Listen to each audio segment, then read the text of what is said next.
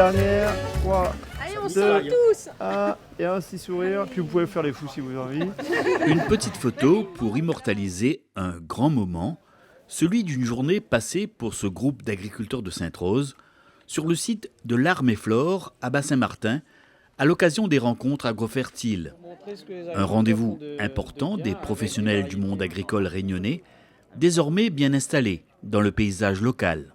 Les agrofertiles, c'est le moment où on va parler technique. C'est le moment où tous les organismes qui travaillent dans l'agriculture à La Réunion font un point d'étape et disent voilà où on en est de nos travaux d'expérimentation, de nos travaux de recherche sur les problématiques qu'on rencontre, nous, sur nos territoires. C'est le moment où aussi les agriculteurs remontent aussi à l'ensemble des partenaires les avancées qu'ils ont pu avoir sur à qui a essayé une nouvelle variété, à qui a essayé une nouvelle méthode, parce qu'on a des agriculteurs sur nos territoires et ensemble, on doit répondre aux besoins des consommateurs de La Réunion. Membre du tout nouveau groupement d'intérêt économique et environnemental de Sainte-Rose, Marie-Noëlle Apavou-Poulet est venue s'informer sur les techniques de lutte biologique efficaces contre Tuta absoluta, un petit papillon ravageur et très friand des cultures de tomates. Dès le départ, nous, on n'était pas vraiment pour les pesticides déjà, pour commencer. Et l'année dernière, qu'on a eu l'attaque de Tuta absoluta, j'ai essayé mécaniquement de l'éliminer.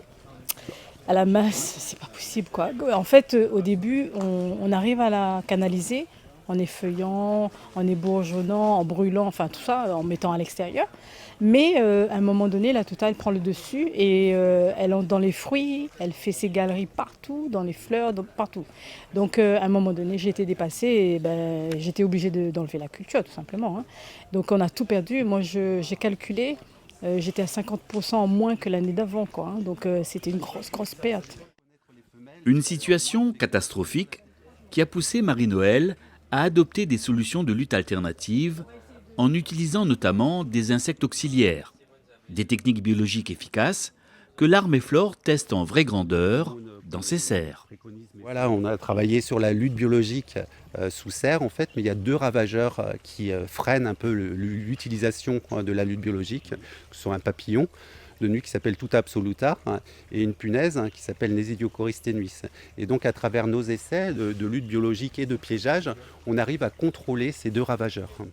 Ce petit ruban, c'est ce qu'on appelle de la confusion sexuelle. En fait, c'est une phéromone qui va empêcher les mâles de rencontrer les femelles, en fait. Et donc, il y aura moins d'accouplement et donc moins d'œufs pondus sur la culture. Dans cette serre, il teste plus précisément la Nesidiocoris volucère. Oui, Nesidiocoris volucère, du coup, qui est une petite punaise prédatrice qui lutte contre Tuta absoluta. Nesidiocoris volucère ne lutte pas vraiment contre Nesidiocoris tenuis. Non, Nesidiocoris volucère lutte contre Tuta absoluta et alerode et aussi Thrips sur tomates. Des insectes très utiles qui permettront ainsi à Marie-Noëlle de continuer à produire de belles tomates sans aucun pesticide chimique. Moi, je fonde de grands espoirs là-dessus parce que tout dépend de cette technique de lutte intégrée pour ma future école, quoi. Donc, on va dire mon revenu dépend de ça, presque, là. Ça ne dépend pas que de ça, mais une bonne partie dépend de ça. Donc, si je peux lutter contre cette Tuta qui m'embête un petit peu, je serai contente, quoi. Voilà.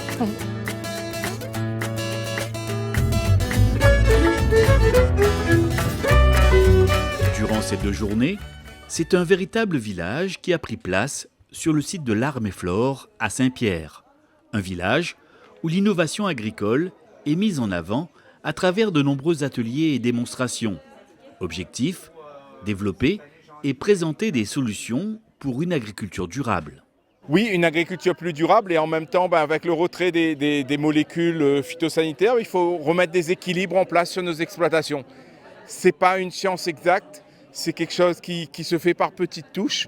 L'Arme et Flore contribue avec l'ensemble des partenaires pour aider les agriculteurs à continuer à produire tout en respectant la réglementation européenne et surtout en continuant à avoir un revenu pour leur permettre de vivre de leur production. Comment combiner les méthodes de lutte contre les ravageurs et les maladies des cultures? C'est ce que présente sur son stand Rachel Grindorge, responsable du pôle protection des cultures tropicales et biocontrôle à l'Armée Flore. Ce qu'on avait déjà fait comme expérimentation, c'était vraiment supprimer les produits chimiques de synthèse. C'était dans un projet, le projet Défi XP Stop. Et il manquait, à mon sens, un petit maillon à l'échelle de la culture. Comment optimiser l'utilisation de produits qui sont déjà disponibles sur l'île, de produits alternatifs, on va dire, les produits de biocontrôle. Et l'idée, c'est vraiment d'optimiser ces produits-là, montrer qu'ils ont une efficacité parce qu'ils ont des utilisations un peu particulières, que ce soit en termes de conservation, d'utilisation avec la température, l'humidité, etc. Et donc de voir comment les rendre plus efficaces pour qu'ils soient intégrés à l'échelle d'une rotation culturelle. L'Armée Flore travaille également avec d'autres partenaires sur un projet d'envergure, le projet Réminat, qui signifie en clair « Restauration des milieux naturels ». Et nous, on travaille sur le volet agricole. Donc c'est un projet qui a été mis en place et qui a débuté vraiment en 2024 avec le parc national, l'université et le CIRAD. Donc c'est un projet qui vient dans la continuité du projet Gaillard. Et dans ce projet, en fait, on a l'ambition de mettre en place des parcelles en agroforesterie en accompagnant des porteurs de projets sur les hauts de l'île de la Réunion, donc en bord de cœur de parc, qui sont des zones qui sont souvent propices à l'envahissement d'espèces exotiques. L'idée derrière ce projet, c'est de voir l'agriculture comme en fait un levier qui permet de réduire les fronts d'envahissement de ces espèces et donc de les valoriser aussi économiquement d'un point de vue agricole en implantant des cultures qui permettent d'offrir un revenu aux agriculteurs.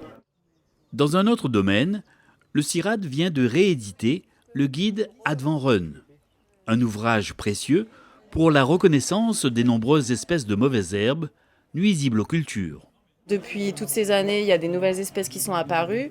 Donc là, l'idée, c'était d'actualiser un peu le guide, de revoir un peu quelles espèces étaient devenues les plus problématiques dans les différents systèmes, donc canne, maraîchage, ananas par exemple, et de présenter donc toujours une fiche descriptive de la plante avec différentes informations sur son port, quel climat, quelle altitude, etc. Et donc là, le guide, il est déjà disponible en mode électronique, donc c'est possible de le télécharger et surtout, il va être imprimé et il pourra être partagé auprès des agriculteurs, des techniciens, des conseillers, etc. Parce qu'il va être distribué gratuitement en fait dans toute l'île.